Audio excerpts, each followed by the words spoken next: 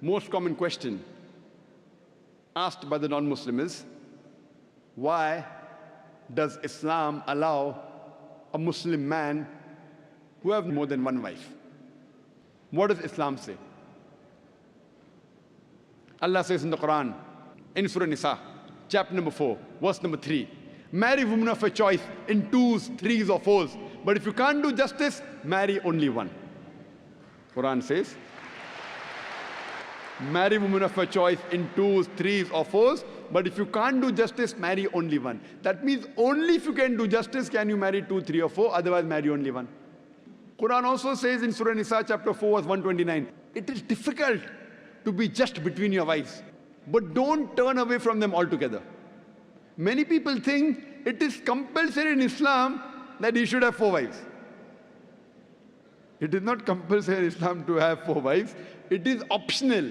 Marrying more than one woman is optional in Islam. It is mubah. But if you marry more than one woman, and if you don't do justice, then you're in problem. So if you marry more than one woman, you should be able to do justice between them. Let us analyze what are the logical reasons why Islam permits a Muslim man to have more than one wife. By nature we know males and females are born in equal proportion. But in the pediatric age itself, you ask any medical doctor, he will tell you that medically the female sex is a stronger sex. The female child has more immunity than a male child. The female child can fight the germs and diseases much better than the male child. So in pediatric age itself, there are more deaths among the male children as compared to female children. So in the pediatric age itself, there are more females as compared to males. There are wars taking place. In the wars, there are more men who are being killed as compared to women. As life goes on, deaths take place due to accidents, due to alcoholism, due to drug addiction, due to disease. In all these cases, more males are dying as compared to females. And today's statistics tell us that the average span of a woman is much more than the average span of a man. Today, there are more females in the world as compared to males.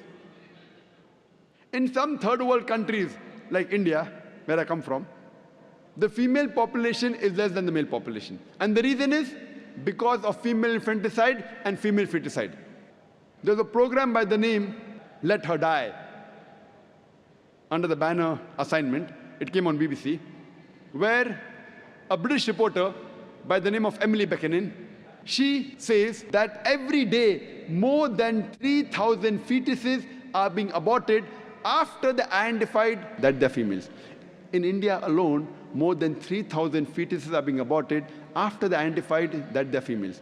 If you multiply this number by 365, the number of days in a year, we get a figure of more than 1 million fetuses are being aborted every year in India after they identified that they're females.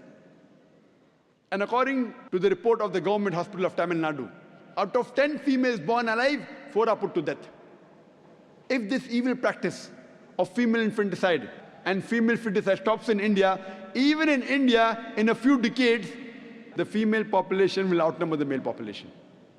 Today, when we analyze throughout the world, there are more females as compared to males. In New York alone, there are 1 million females more than males.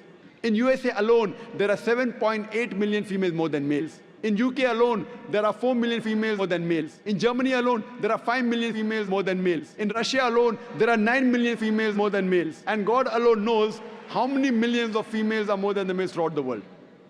If I agree with a non-Muslim that every man should marry only one woman, and suppose my sister, or suppose your sister happens to live in USA, and if the market is saturated, every woman has found a life partner for herself.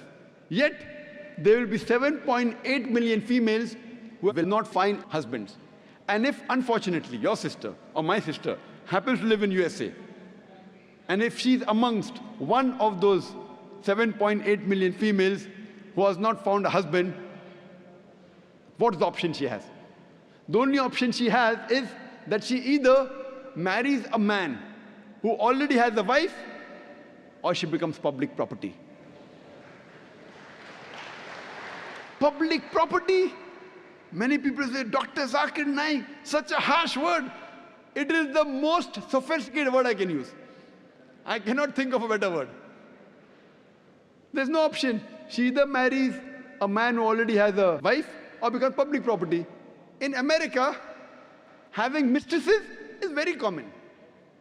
The American statistics tell us, on an average, a man has 8 different sexual partners before he settles down with one. 8 different. Some may have 5, some may have 10, some may have 20. 8 different sexual partners before he marries. After marriage, how many he has, the statistics doesn't say that. But before he marries, he has on an average 8 different sexual partners. Having mistresses in America is common, no problem. 10, 20, no problem. Having 2 wives doesn't go down their throat.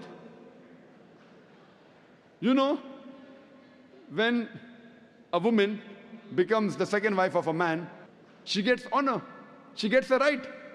She lives a very peaceful life, with grace, with honor, with all her rights. And when a woman is a mistress, she doesn't get her rights, she has no protection, she leads a life of disgrace. Therefore, Islam permits some men to have more than one wife to protect the woman.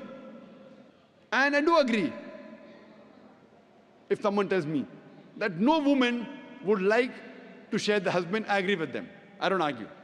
I agree with you that no woman under normal circumstances would like to share the husband. But the Islamic Sharia says, let a small loss take place to prevent a big loss.